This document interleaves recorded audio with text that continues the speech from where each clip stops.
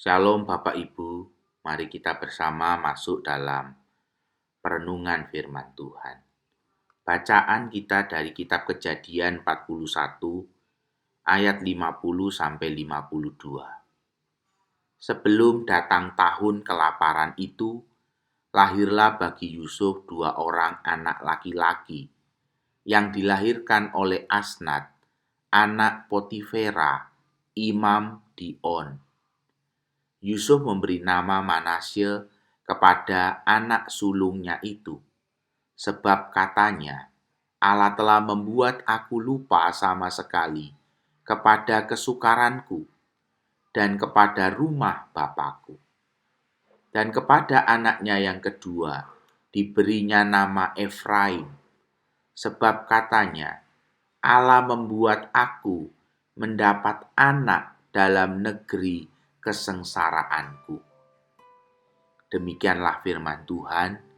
Yang berbahagia adalah setiap kita yang mendengar dan yang memelihara serta melakukan firman Tuhan.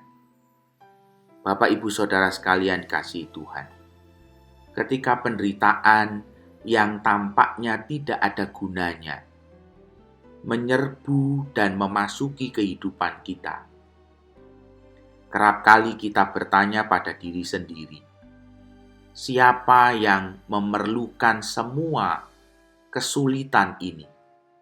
Siapa yang bisa melihat kebaikan dari kesulitan ini? Namun renungkanlah sejenak asal-usul mutiara.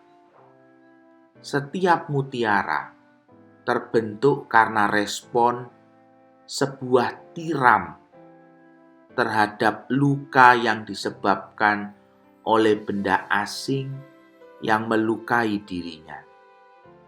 Misalnya, sebutir batu atau sebutir pasir. Sumber yang dapat memperbaiki luka tersebut segera mengalir ke daerah yang sedang terluka. Dan hasil akhirnya adalah mutiara yang berkilau-kilauan. Terciptalah sesuatu yang indah, dan hal tersebut tidak akan mungkin terjadi apabila tidak ada rasa sakit dan luka. Dalam bacaan Alkitab hari ini, Bapak, Ibu, Saudara, kita melihat Yusuf dalam posisi yang berpengaruh di Mesir. Posisi yang kelak dipakai Allah untuk memberi makan negeri di sekelilingnya dan juga keluarga Yusuf selama kelaparan. Namun bagaimana ia jadi seseorang yang berpengaruh seperti saat itu? Hal itu diawali dengan luka, bagaimana dia dijual dan dijadikan budak. Dalam catatan Kejadian 39. Sehingga akhirnya menghasilkan mutiara yang berguna. Karena Yusuf mendekat pada sumber kekuatannya, yaitu Allah sendiri. Ketika ia dipermalukan, ia menjadi lebih baik, bukannya menjadi pahit. Ia menamai anaknya Manasye dan Efraim. Yang menarik adalah nama Efraim. Di ayat 52, ketika Yusuf memberi nama anaknya Efraim, yang berarti keberhasilan di negeri kesengsaraan.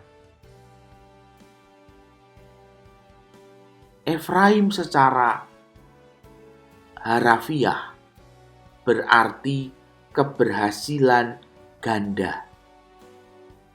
Dan ia berkata, Allah membuat aku mendapat anak dalam negeri kesengsaraanku.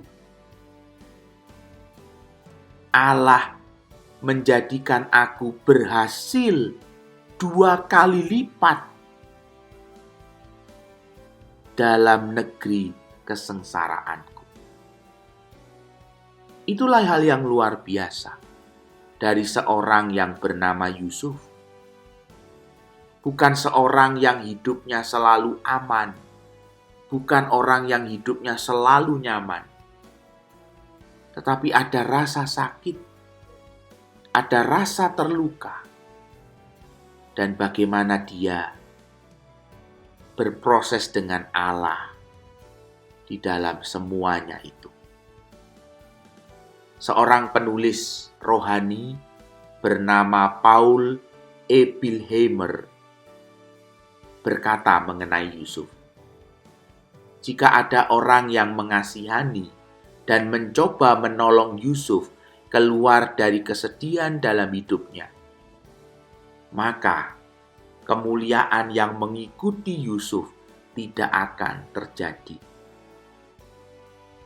Itu yang dikatakan oleh seorang penulis bernama Paul Ebilheimer tentang Yusuf.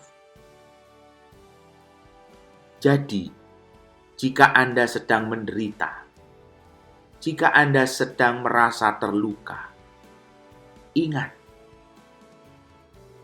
jika tidak ada rasa sakit, tidak ada mutiara.